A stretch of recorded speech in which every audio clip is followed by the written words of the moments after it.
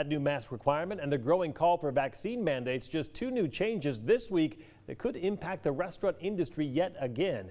Added this summer staffing shortage, and Krem 2 wanted to know how are restaurants faring after the first weekend of this year's Restaurant Week.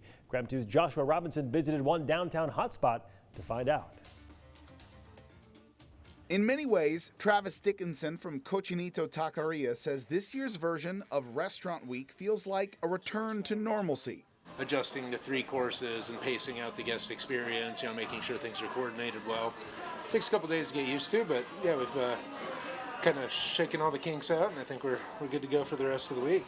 But after the first weekend of Restaurant Week, there are plenty of adjustments many restaurant owners are still making. Every week, every day has been just a little different. We just kept getting busier and busier, and there's this little thing in the back of your mind like, is this going to last? Is this the new normal, or am I going to start overstaffing to drop back down again? New indoor face mask requirements and the growing call for vaccine mandates have rattled an already shaky employment pool.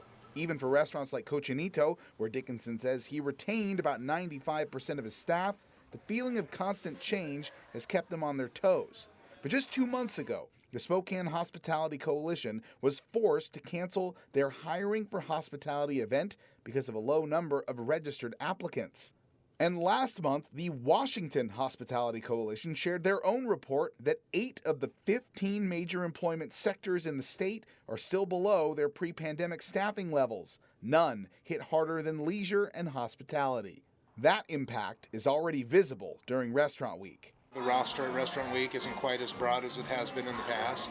I think some people maybe opted out just because of the staffing issues and things, which is a smart move. I mean, if you can't do it at your best, it's kind of bad news to get in there and try and do it. But Dickinson offers a thank you as well to the community of Spokane, who he says have been very understanding and supportive to all restaurants in the area, whether they've been able to join Restaurant Week or not.